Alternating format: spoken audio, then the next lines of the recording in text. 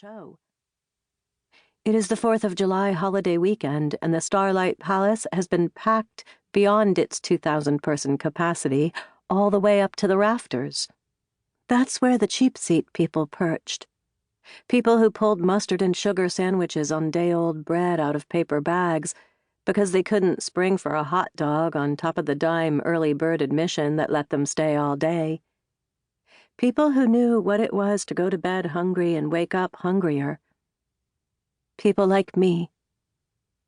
Just a few hours ago, we'd all been jubilant, drunk on bootleg hooch and hope, because Franklin Delano Roosevelt, our guy, the one who was going to pull us out of the goddamn Depression and give us back our jobs and our dignity, had just clinched the Democratic nomination in Chicago.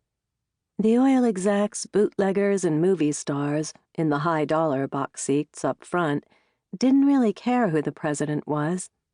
For them, the crash of '29 had never happened, and the Depression was someone else's bad news. As long as people were putting gas from their refineries in cars, buying hooch from their illegal stills, and going to pictures made in their studios, they would be fine. But whether they were worried about where their next dividend check or their next meal was coming from, they had all come for two things. They'd come to forget. And they'd come because they'd read the stories. About Galveston. About me. About Zave. A few seconds later, the fire defeats even the sea, and what remains of the Starlight Palace surrenders. The skeleton of the dance hall wobbles against the lava-bright flames. Its blackened bones dance their last dance. "Zave," I beg, though there is no longer any hope that a dark-haired man, hands in his pockets, light on his feet, favoring his right leg because of the injury that had brought us together, would emerge from the inferno. What materialized instead was the question I knew I would have to live with for the rest of my life. How had I become a person who would cause the man I love to kill himself? 3 years ago. Chapter 1. Galveston, June 1st, 1929. The humidity that day was extreme. Shoes turned velvety green with mildew. Towels hung out to dry came in so damp they had to be cranked through the clothes wringer again.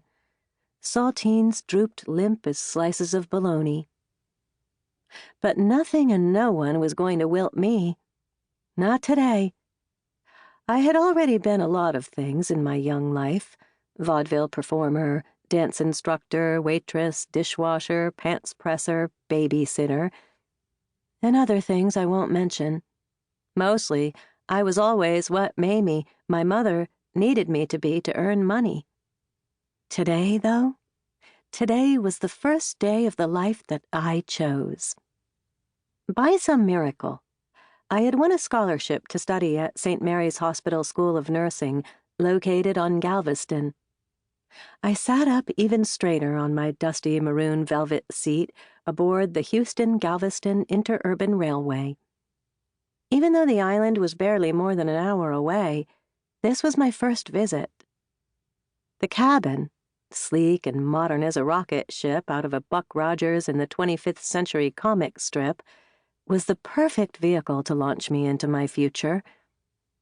I was so terrified of what lay ahead, and so thrilled about what lay ahead. Had I been a dog, I would have stuck my head out the window and panted and drooled from sheer excitement. But, being a 17-year-old girl from Houston's notorious Vinegar Hill neighborhood, determined to hide who she really was, I sat up primly and folded my hands in my lap instead. My palms were sodden with sweat and butterflies churned through my gut.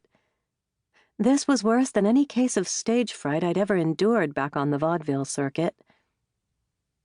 School had just let out, and jolly vacationers packed the car. No one else on board appeared to have a care in the world. Not the women in crisp white linen dresses and open-toed sandals, or the men in straw boater hats.